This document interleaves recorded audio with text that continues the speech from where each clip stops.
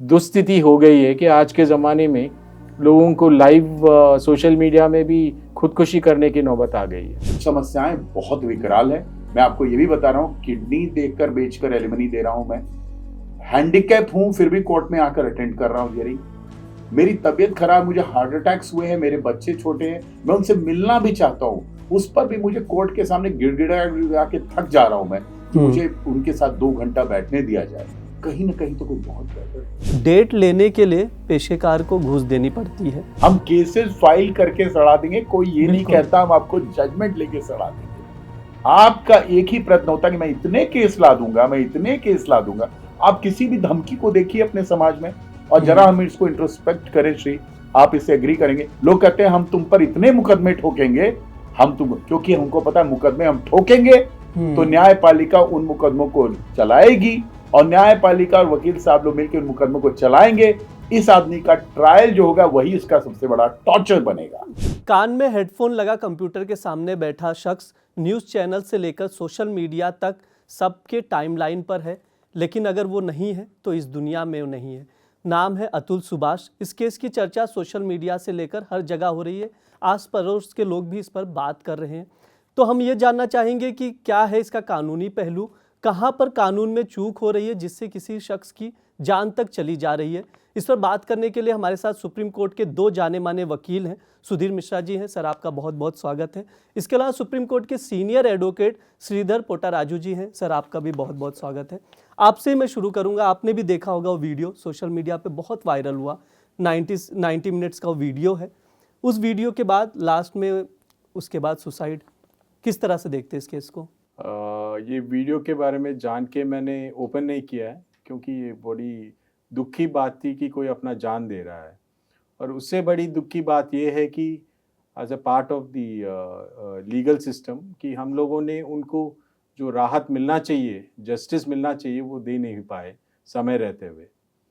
और मैं एक चीज़ कह रहा हूँ कि ये शायद पहला आदमी ना होगा ना आखिरी आदमी होगा जो इस तरह का एक्सट्रीम स्टेप ले रहा है, क्योंकि हमारे कानून के जो दायरे में प्रोटेक्शन के प्रोविजंस थे, क्योंकि एक स्टेज पे सोसाइटी में वुमेन का जो शोषण हो रहा था, मैरिड वुमेन का खासकर, उनको प्रोटेक्ट करने के लिए सोसाइटी के लिए ये कानून बहुत ज़रूरी थे और आज के दिन भी ज़रूरी है। बट उसका दुरुपयोग करने वाले काफ़ी आगे बढ़ चुके हैं। सो जिनको ये कानून की प्रोटेक्शन चाहिए वो कम ही पहुंच रहे हैं कोर्ट्स के दरवाजे खटखटाने, और जो इनके नुक्स को फ़ायदा उठाते हुए एक्सप्लॉइट करने वाले हैं वो ज़्यादा बढ़ गए हैं। और इसमें एक और बड़ी बात जो मैंने अपने 27 साल के करियर में देखा है कि ये एक एक्सटॉर्शन रैकेट बन चुका है। It's become an industry. मैं इसलिए ये बात कह रहा हूँ क्योंकि जो सलाहकार है, कानूनी सलाहकार, जो जिसको पहली बार ये लोग मिलते हैं, जब कोई भी घर में बात चल जाती है, हाथ पैर चला लिया तो पुलिस के पास चले जाते हैं या फिर क्रूएल्टी की चार्जेस लग जाती है, तो जो फर्स्ट लेवल ऑफ एडवाइस जो उनको मिलना चाहिए था वो शायद उसी लेवल पे एक बिजनेस वेंचर शुरू हो गया है, जहाँ पे लोगों को देखते हैं कि यार कितने पे कर सकते हैं और ये इसमें से हमारा कितना निकलेगा। बहुत दुख के साथ मुझे ये कहना बता रहा है कि ये एलिमोनी का जो परसेंटेज के बेसिस पे जो लिटिगेशन लड़ने वाले हैं, उसके कारण जो है ये एक तरह का रियल एस्टेट माफिया जो होता है कि एक प्राइजेस को आर्टिफिशियली शूट अप करते हैं कि ताकि आपका ब्रोकरेज कम ना हो।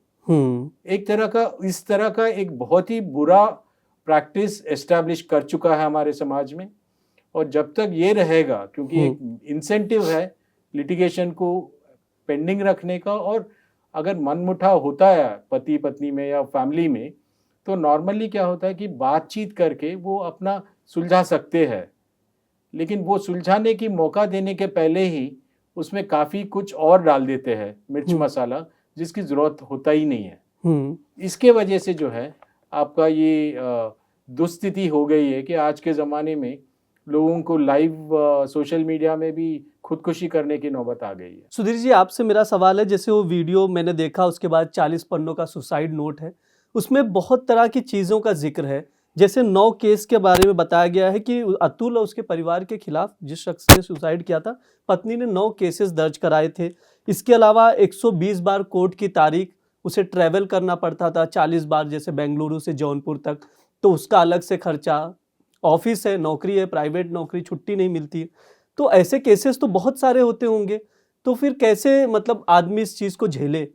ब्रिज, ये बहुत जैसा हमारे सीनियर एडवोकेट ने कहा, मुझे लगता है कि हमें बड़े फंडामेंटली, बड़े ही संवेदनशील होकर इस बात को मर्म से समझना पड़ेगा कि परसों क्या हुआ है इस देश में।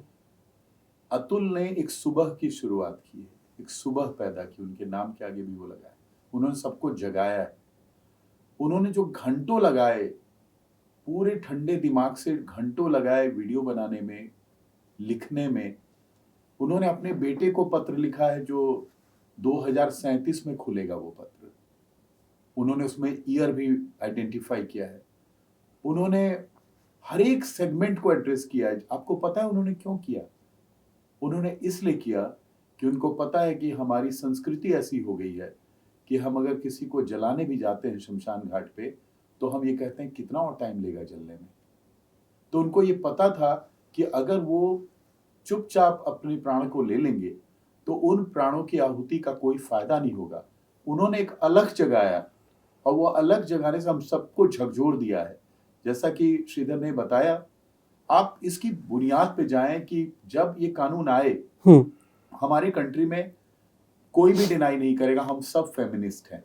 मुझे जहां तक पता, आप भी हैं, मैं भी हैं। हम सब अपनी माँ, अपनी बहन, अपनी पत्नी, सबकी इज्जत करते हैं। बिल्कुल। तो मुझे नहीं लगता कि इशू वो है, और इसको हमें वहां भ्रमित भी नहीं करना है, जो पिछले 48 घंटों में बहुत जगह ये बात हो रही है।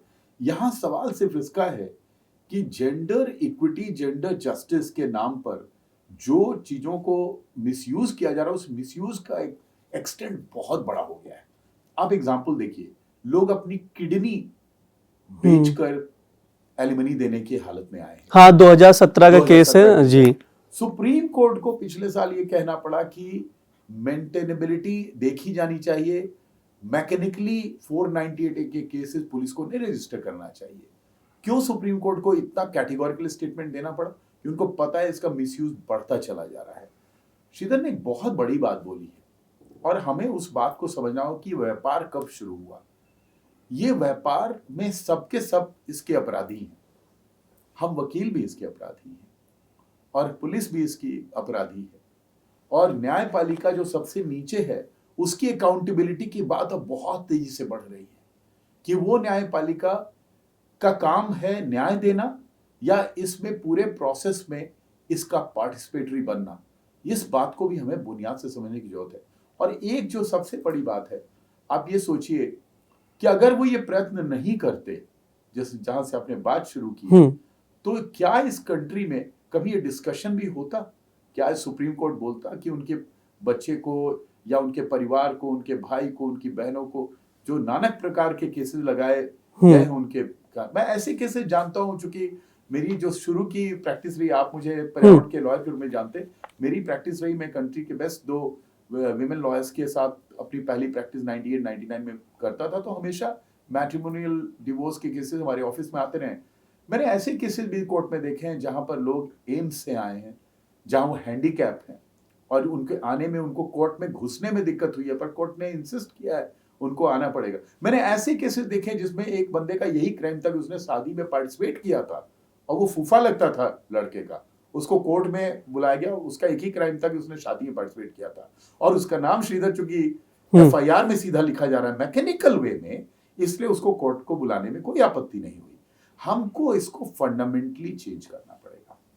इसमें मैं एक और ऐड करना चाहता हूँ, कैटरर और पंडित जी को भी एक एफआईआर में जोड़ा गया था। अच्छा। बेटरमेंट के लिए। तो मतलब एक्सटॉर्शन का जो दायरा है, देख लीजिए, पीपल जो सोच रहे हैं कि हम सबको लपेटे में ले लेंगे, फिर देखेंगे आप क्या कर लोगे, वो मानसिकता आ गई है। सर, एक और इसी से जुड़ा हुआ सवाल है जो आप कह रहे हैं। बहुत बार ऐसा होता है, जैसे कर्नाटक वाला केस था, कि अपने मन मर्जी से जो मेंटेनेंस की मांग की जाती है, क्या मतलब कैसे देखा जाता है कि कितना मेंटेनेंस मिलना चाहिए? इसके कुछ लॉज होंगे मैट्रिमोनियल? जी बिल्कुल, लॉ बहुत क्लियर है इस विषय पे कि जब पत्नी डिपेंडेंट होती है, क्योंकि वो अपना घर छोड़ के आती है, तो उसको एक सोशल और फाइनेंशियल सिक्योरिटी की ज़रूरत है। सो समाज ने इस विषय में इसीलिए ये कानून बनाया है कि उसको सिक्योरिटी मिले, कि उसको रहने का कोई दिक्कत ना हो और उसके और खर्चे भी उठाने के लिए वो कहीं रोड पे ना आ जाए। तो जो फैमिली का स्टेटस होता है, जो जिस परिवार से आता है उस फैमिली के स्टेटस के हिसाब से उनको मेंटेनेंस मिलना चाहिए, ये प्रिंसिपल है। वैसे कर्नाटक का केस क्या था, कर्नाटक हाई कोर्ट का थोड़ा सा बताएंगे कि उसमें मांगा गया इतना, तो उन्होंने कहा जो वाइफ थी कि मुझे शॉपिंग के लिए पैसे चाहिए। देखिए अब इसमें क्या हो रहा है ना कि most of them are double income families. So शायद पति थोड़ा ज़्यादा कमा रहा है और पत्नी थोड़ा कम सा कमा रही होगी। उनको अब ये लग गया है कि ये मेंटेनेंस तो हमारा हक है और जितना मैं कमाऊँ उससे मेरा काम चले या ना चले। कई बार ये होता है कि आईटी प्रोफेशनल्स वगैरह में तो दोनों का income is adequate to take care of their expenses, but वो अपने हक जताने के लिए करते हैं और एक मेरे ख्याल से एक साइकोलॉजिकल प्लेजर मिलता है उनको कि मैं तुमसे पैसे भी लूंगी और तंग भी करूंगी। ये वाला है। सो उसमें एक केस था जहाँ पे वो 50,000 हर महीने मेंटेनेंस में खर्चों के लिए मांग रहे थे। तो जैसा आपने पूछा ये क्या करने के लिए, कितने नए कपड़े खरीदेंगे 50,000 का। तो एक लेडी जज ने कहा था कि कितने शॉपिंग करेंगे आप एक महीने में, खुद कमा रहे हो, क्यों नहीं अपने पैसे खर्च करते हो। तो आई मीन इस तरह का डिमांड जो आ रहे हैं तो वो ग्रीड के अलावा और कोई शब्द नहीं आता मेरे दिमाग में। सुधीर जी, आपसे ही जानना चाहूँगा थोड़ा सा, जैसे इसी केस की बात करेंगे तो फैमिली कोर्ट के जज पे भी आरोप लगाया, जो उसमें वीडियो था और नोट्स थे, उसमें ये कहा गया कि डेट लेने के लिए पेशेकार को घूस देनी पड़ती है। ये एक उसमें कही गई स्टेटमेंट में मैं ओवरऑल समझूंगा कि क्या दिक्कत आ रही है ट्रायल कोर्ट में, क्या सच में ट्रायल कोर्ट में डेट लेने के लिए घूस देनी पड़ती है? मैं तो इस पर नहीं जवाब दे पाऊंगा क्योंकि मैं ट्रायल कोर्ट गए हुए मुझे ऑलमोस्ट 15 साल हो गए हैं। लेकिन मैं ये जरूर जानता हूं और जिस बात को मैं बहुत निर्भीकता के साथ कहना चाहता हूं कि जो हमारी लोअर जुडिशरी है बहुत स्ट्रेस में काम करती है, पुअर इंफ्रास्ट्रक्चर पे काम करती है। वहां पर जो लोग अब जाते हैं उनको संवेदनशील होना चाहिए उस इंसान के लिए, उस सिटीजन के लिए जो उनको न्यायपालिका मानता है, जो उनको न्याय की देवी मानता है।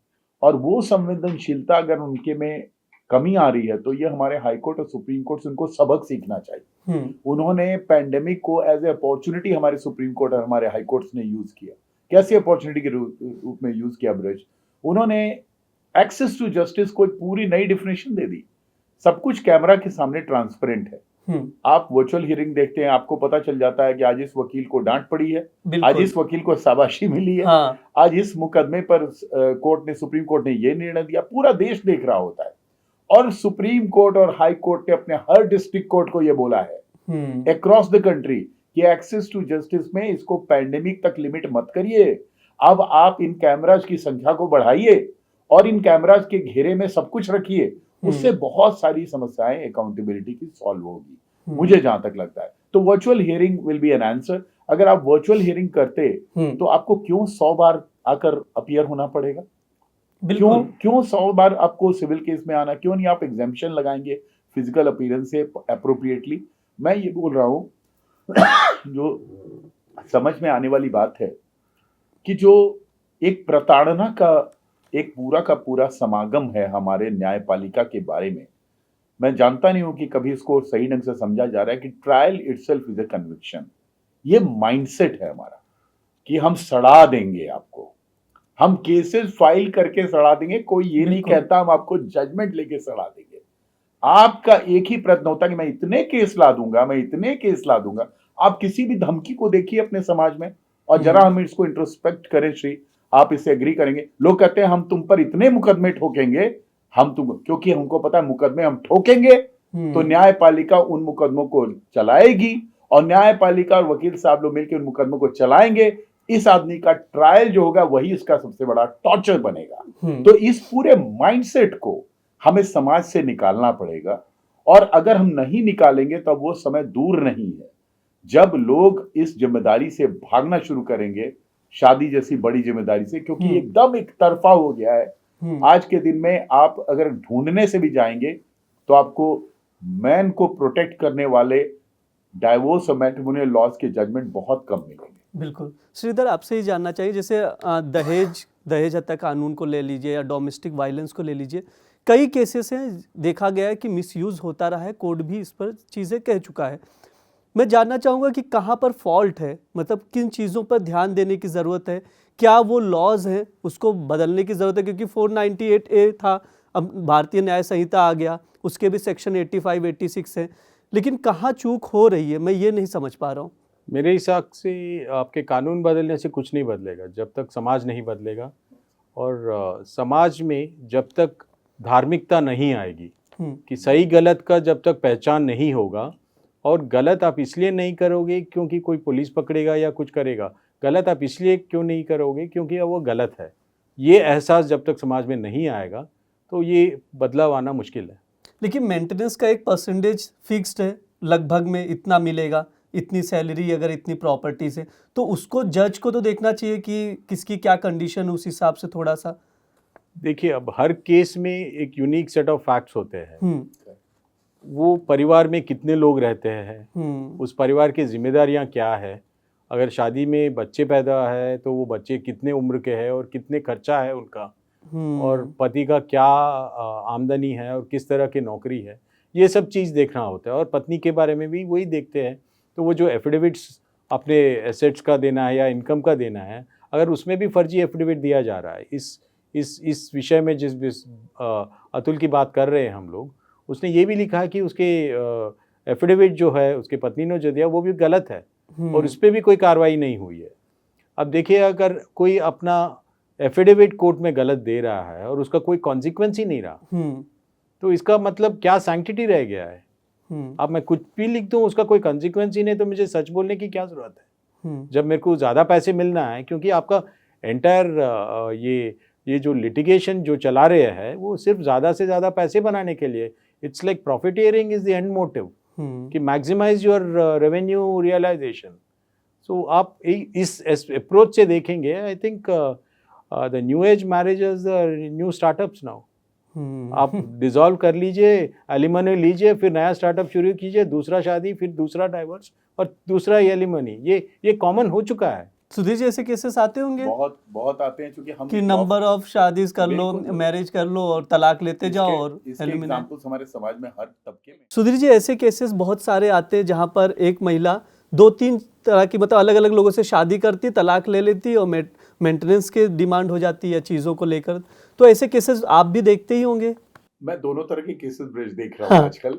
मैं 2 तरह की बड़ी कमाल की शादियां देख रहा हूँ। देखिए, इसको ना फंडामेंटली समझते हैं। आई नो आज का दिन बहुत भावुक है और हम सब द्रवित हैं, इसलिए नहीं कि हम मैन हैं, हम पुरुष हैं और हम महिलाओं से हमें कोई समस्या है, लेकिन दिल में बहुत भीतर तक दर्द हुआ है। वकील के तौर पर भी, न्यायपालिका के पार्ट होते हुए, एज ऑफिसर ऑफ कोर्ट मुझे भी अपनी रिस्पॉन्सिबिलिटी का पता है, श्री को भी पता है, वो वरिष्ठ वकील हैं। आप समझने की कोशिश करिए हो क्या रहा है हमारे यहाँ। आज अगर कोई पुरुष जाता है किसी मैट्रिमोनियल मैटर को लेके किसी लॉयर के पास, आमतौर पर वो बड़ा कॉन्फिडेंट पर्सन भी अगर होता है, किसी बड़ी सॉफ्टवेयर कंपनी में काम करता है, जब वो वकील साहब के पास पहली बार बैठता है तो वकील साहब का एक ही प्रयोजन होता है, उसका पहले पूरा कॉन्फिडेंस तोड़ दो। और वो कॉन्फिडेंस टूटता है इसलिए भी है कि वकील साहब गलत नहीं है अपनी बात में। वकील साहब बताते हैं कि भाई तो वो आता है पूरे कॉन्फिडेंस से, लेकिन जब वो उठता है तो उसका पूरा कॉन्फिडेंस खत्म हो चुका होता है, क्योंकि उसको रियलाइज होता है कि लॉज सारे उसके अगेंस्ट हैं या वो मिसयूज हो सकते हैं।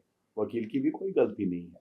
अब आते हैं दूसरी तरफ, जब वो विमेन जाती है और अगर वो इस तरह से, जैसा श्री ने बात की धर्मा कि अगर उनके भीतर धर्म है तो शादियां बहुत अच्छी चल रही है हमारे देश में। हमारे देश में बहुत सारे सेपरेशन भी बहुत अच्छे चल रहे हैं। हमारे देश में बहुत सारे डिवोर्स भी एमिकेबली होते हैं और म्यूचुअल कॉन्सेंट डिवोर्स भी होते हैं, जिसमें दोनों पार्टी रजामंदी से जाती है और उसके बाद साथ में खाना खाती है, अपने बच्चों का ख्याल रखती है। अगर बच्चे नहीं होते हैं तो उसके बिना भी एक दूसरे को बर्थडे पे विश करते हैं। बिल्कुल। तो मैं जरा इसका कॉन्टेक्स्ट सेट करना चाहता हूं कि पूरा समाज इसमें टूटा हुआ है, ऐसा नहीं है, लेकिन एक ऐसा समाज जरूर आ गया है। ये वो समाज है जिसको आइडेंटिफाई करना भी बहुत मुश्किल है, जो शायद इस बात को पढ़ाई से, अपब्रिंगिंग से, जेंडर इक्विटी से, ठीक है, और एम्पावरमेंट से कंफ्यूज कर रहा है, जो ये फील करता है कि हमको हजारों साल की जो विसंगति हुई है उसका बदला इसी आदमी से लेना है। ये कहां से हमारे माइंड में आया है और हम उसको सब मिलकर संगठित होकर वो और उनका पूरा परिवार उस इंसान को पूरी तरह तोड़ देते हैं। देखिए, कोई इंसान सुसाइड करता है, ये कोई आसान काम नहीं है।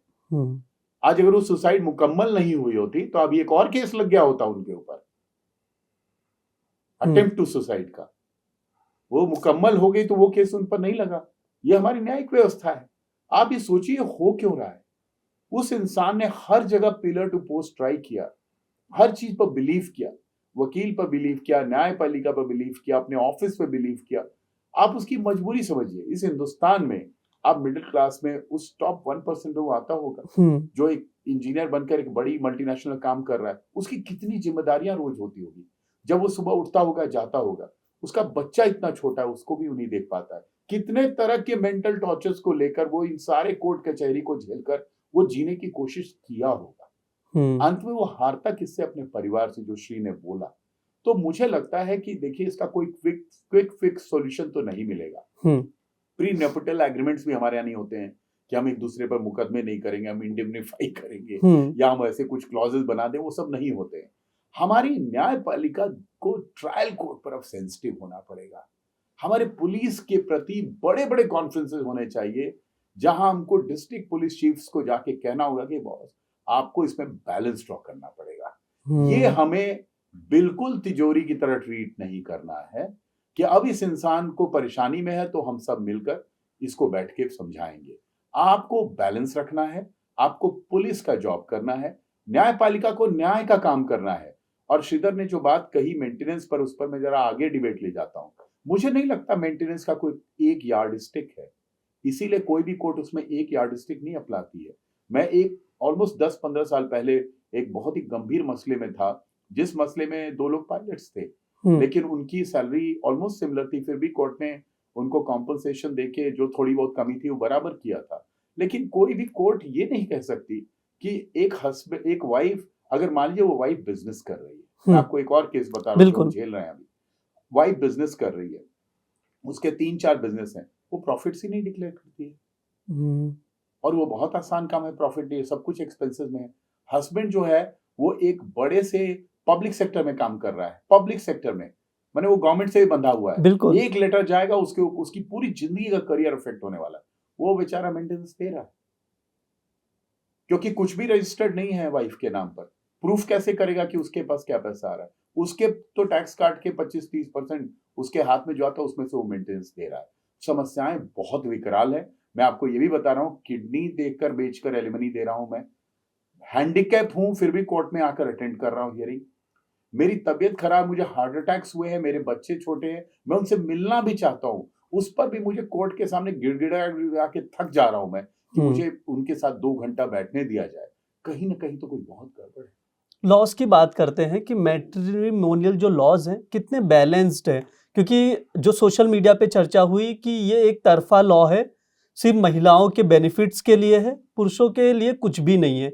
आप इसे किस तरह से देख रहे हैं? लॉ तो खैर जेंडर न्यूट्रल तो है नहीं। So the law presumes that women are weak and they need protection. So that is the premise on which हमारे सारे कानून बनाए गए हैं। अब इस मामले में आके जो कम से कम जो पढ़े लिखे लोग हैं, जो इंजीनियर MBA पढ़ के शादी करते हैं और साथ रहते हैं, तो उस समाज में जो है आपके ऑफिस में तो आप इक्वल हो, लेकिन जब शादी की बात आती है, मेंटेनेंस की बात आती है, तो आप बड़ा वीक से बन जाते हो। सो ये कॉन्ट्रडिक्शन जो है सोसाइटी में, तो ये सोसाइटी इससे भी जूझ रहा है कि यार ये मैं इक्वल हूँ कि मैं इक्वल नहीं हूँ। बेचारे मर्द को ये समझ में नहीं आ रहा है कि मैं क्या हूँ, कि am I equal, am I inferior, am I superior? क्योंकि कभी आप मुझे inferior बना देते हो मेंटेनेंस कोर्ट में, कस्टडी के इशू में। अब कई बार ये होता है कि फादर्स पे पॉक्सो के केस लगा देते कि बेटी के साथ या छोटे बेटे के साथ बदतमीजी किया है। It's a very serious charge, it's traumatic for a father. I mean any father will understand कि अपने बच्चों के साथ कोई गलत सलूक करे, वो सेक्सुअल सलूक गलत करे, इतना पेनफुल होता है और इतना कैजुअली ये कंप्लेंट्स फाइल करते हैं। तो अब उसका कोई कॉन्सिक्वेंस ही नहीं है और ये जिंदगी भर झेलेगा। और ये सोचिए कि ये जो बच्चा जो बड़ा हो जाएगा, जब उसको ये बात समझ में आई कि अपने माँ ने अपने पिता के बारे में इतनी गंदी सी बातें लिखी है, तो उस बच्चे के साइकोलॉजी पे क्या इम्पैक्ट पड़ेगा? कोई जिम्मेदारी नहीं है। जो वकील वो ड्राफ्ट कर रहे हैं जो माँ वो कंप्लेंट साइन कर रही है, कोई जिम्मेदारी नहीं, कोई सोशल रिस्पॉन्सिबिलिटी नहीं है।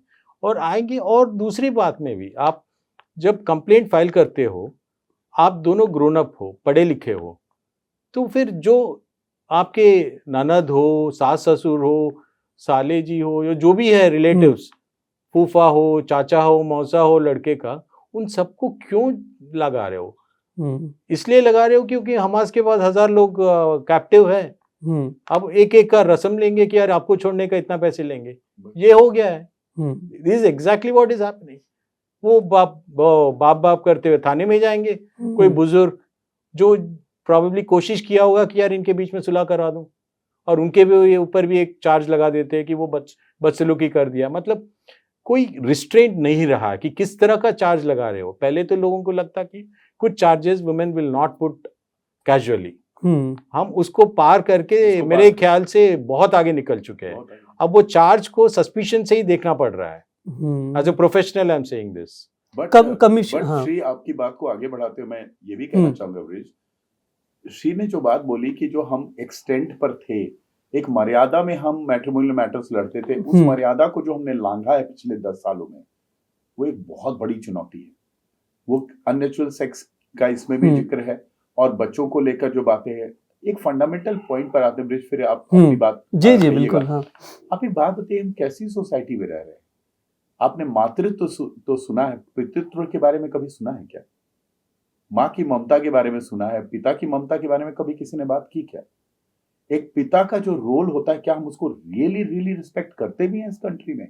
मैं हस्बैंड को भी उस कैटेगरी में डालना चाहता हूं। अगर एक आदमी काम नहीं करता है, उसकी शादी हुई हो, चाहे वो बॉयफ्रेंड हो, चाहे वो आपके संगनी हो, संगी हो, आप उसको किस तरह ट्रीट करते हैं? आप उसको कैसे ट्रीट करते हैं? आप उसको लायबिलिटी समझते हैं। पर अगर आप काम करने लगती हैं और आप पैसे कमाते हैं और आप अच्छा करते हैं, तो आपको रोज बताया जाता है कि देखो हम कमा रहे हैं, या हमारी बेटी बहुत कमा रही है। कौन सा बाप अपने बेटे के कमाने पर यह बात बोलता है? तो वहां भी एक बहुत बड़ा डिस्टिंक्शन चलता है सोसाइटी में। ये एक नई चीज आई है, एक नई चीज। लड़का अगर कुछ नहीं कर रहा है तो उसके अगेंस्ट बहुत बड़ा, मतलब उसके ऊपर एलिगेशन, अगर तो निकम्मा है। लड़की अगर कुछ नहीं कर रही, कभी कोई बात नहीं हो भाई, उसका काम है, उसका तो ख्याल रखा जाना चाहिए। और जिस दिन वो ख्याल रखने लायक होती है, उसको सब में विरक्ति होती है, सब में उसको विसंगति नजर आने लगती है। कमीशन की भी बात हो रही बार बार कि महिलाओं के लिए है, महिला आयोग गए थे। हाँ, इस पर लोग कोर्ट गए थे, तो उन्होंने कहा कि अभी आप मैन के लिए कमीशन मांग रहे हैं, कल को आप बोलेंगे जो लोग सुसाइड कर रहे हैं या करने वाले, उनके लिए भी कमीशन चाहिए। कोर्ट ने शायद, आप लोग एज अ लॉयर क्या सोचते हैं? मुझे नहीं लगता कमीशन की जरूरत है। मैं श्री की बात को एक खत्म करूं, फिर मैं चाहूंगा कि हम उन्हें सुने। मुझे लगता है सबसे पहले हम फंडामेंटली एक माँ अपने बेटी से जो संवाद करती है उस पर जरा ध्यान दे कि वो अपने बेटे से वही संवाद करती है। अब इन सब बैकग्राउंड में आपको जाना पड़ेगा, आपको पूरी कंडीशनिंग चेंज होगी। क्योंकि अगर कोई बेटी ये केस फाइल कर रही है तरह तरह के, उसकी भी तो माँ होगी, उसके भी तो पति होंगे, उसके भी तो पिता होंगे, तो उसको फंडामेंटली जाकर आपको री इंजीनियर करना पड़ेगा। देखिए, ये सोसाइटी में बहुत बड़ी विसंगति आ चुकी है। शादियों में लोग भय से जा रहे हैं। मामा फूफा जो पहले स्टार हुआ करते थे हमारे शादियों में, फूफा का रूसना बहुत बड़ी बात होती थी। आज आप किसी फूफा से बात कर लीजिए, कोई फूफा बनने को तैयार नहीं है। जी, आप बताइए ना, जो मैं मैन कमीशन की बात कर रहा था। अब जो बना लीजिए, जैसे मैंने कहा कि जब तक आप एक इंडिविजुअल लेवल पे आपके संस्कार जो है वो जब तक ठीक नहीं है, सही गलत का आपको पहचान नहीं है, और सही रास्ते जाने का आपके अंदर वो इंटीग्रिटी ऑफ कैरेक्टर नहीं है, तो आपको कमीशन बनाने से क्या होगा? उसमें भी कुछ नहीं होगा। अल्टीमेटली क्या होता है हमारे समाज में या फिर हमारे भारतीय संस्कृति में, ये है कि आपको अपने आप को जो है ठीक करना होता है, और आप अपने बच्चों को सही संस्कार दें, है ना? तो फिर अगर आप संस्कार अच्छे नहीं दे रहे हो अपने बच्चों को, आप उनको उकसा रहे हो, तो फिर ये तो आपके संस्कार पे रिफ्लेक्ट कर रहा है, और उसका तो जो स्केल पे बढ़ रहा है, जो ये पैसों की लालच हो या फिर लोभ कह दो आप, तो वो लोभ जो लोगों को ले डूबेगी, वही ले डूब रहा है समाज को, और फिर सभी उसमें फेस करेंगे कॉन्सिक्वेंसेस। क्योंकि जो बच्चे ऐसे टूटे हुए घरों में से बाहर आ रहे हैं, उनके साइकोलॉजिकल स्कार्स जो होंगे कुछ लोग अपने आप को संभाल पाते हैं, कुछ लोग जो संभाल नहीं पाते हैं, उनका समाज पे कैसा प्रभाव होगा, किसी ने सोचा है? उस बच्चों का, वो किस तरह के संगत में जा रहे हैं, वो ड्रग्स के शिकार हो जाते हैं, एब्यूज में चले जाते हैं, बुलिंग करते हैं। तो उस सब चीज़ों को समाज को ही झेलना पड़ेगा। तो आई थिंक हर घर में जो है एक संवाद होना चाहिए कि सही गलत की पहचान हो रहा है, नहीं हो रहा है। ये संवाद करने का किसी के पास वक्त ही नहीं है। सुधीर जी, आपसे मैं जानना चाहूँगा, मैं आपको 2 तस्वीर दूंगा, एक सोसाइटी, एक लॉ। इस केस के अलावा ऐसे बहुत सारे केसेस हैं। अगर 2 आपको दिया जाए, सोसाइटी और लॉ, तो क्या क्या चेंजेस दोनों में होना जरूरी है? ये मेरा आखिरी सवाल है, तो मैं आपसे ही चाहूंगा जवाब दें इसका। सोसाइटी, लॉ और एक और जोड़ लेते हैं कि एज ए हस्बैंड मुझे क्या प्रिकॉशंस रख सकता हूँ, बाकी तो ईश्वर के ऊपर है। तो सोसाइटी के लिए सबसे पहले जरूरी है कि जो आपकी बेटी है, जो आप माँ हैं, जो पिता है, जो आप बहनें हैं, आप उनको वही संस्कार दें जो प्रोटेक्शन आप अपने बच्चों के लिए, अपने बेटे के लिए एक्सपेक्ट करते हैं। I think that's the only thing society needs to do, कि जो आप अपने बेटे के लिए चाहते हैं कि उसको कोई समस्या ना आए, आप अपनी बेटी के लिए भी वही चीज उसको शिक्षा दें। अगर आपके केवल बेटी हैं या बेटा बेटी हैं, आप उनको समान शिक्षा दें। दूसरा, लॉ में मुझे लगता है वक्त आ गया है कि अगर, और मुझे वक्त आता हुआ दिख रहा है इस केस में, जो इसके बाद परिणाम आएंगे, आप देख लीजिएगा, बहुत सारे प्रिकॉशनरी प्रिंसिपल्स कोर्ट्स लेगी, सुप्रीम कोर्ट और डिफरेंट हाई कोर्ट्स लेगी। इसमें तो बिल्कुल एग्जाम्पल बनता है और एग्जाम्पल बनेगा भी। ये सारे जो संस्थान हैं जो मिलकर इसकी कार्रवाई को करते हैं और इसको एक भयानक मंजर बना देते हैं एक हस्बैंड के लिए, और जिन केसेस में वाइफ के लिए बना देते हैं उनके लिए भी मैं कह रहा हूं, इसमें बैलेंस ड्रॉ करना लॉ इन्फोर्समेंट अथॉरिटीज के लिए बहुत जरूरी है।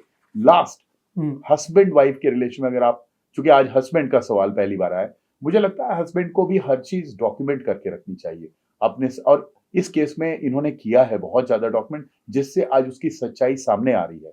आप कोई भी साझा खर्चा जो करें चेक से करें, आप ज्वाइंट अकाउंट्स को कम से कम खोलें, आप अपने अकाउंट सेपरेट रखें, आप जो भी खर्च करें रेगुलर डे टू डे अपने घर में भी, उसको भी डॉक्यूमेंट करके करें। मोदी जी ने पेटीएम एटीएम को मजबूत कर दिया है, उन सब चीजों से वो डॉक्यूमेंट रहेगा। कैश से बचें, और इन सारे डॉक्यूमेंट में अगर आपको कोई समस्या आती है व्यवहार से रिलेटेड, या आपसे कोई दुर्व्यवहार होता है, आप भी उसको मैसेज में या मेल से कम्युनिकेट करें, जिससे कि आपके पास साक्ष्य हो, ताकि कल को कानून के सामने आप जाएं तो बिल्कुल आपको एक तरफा न्याय का सामना न करना पड़े। बहुत बहुत धन्यवाद हमसे बात करने के लिए, जागरण पर लोगों को इस जानकारी साझा करने के लिए, कि जो ओवरऑल हमने समझा इसमें कि लॉज को जो है मेंटेन बैलेंस करना बहुत ज़रूरी है, पहली चीज़।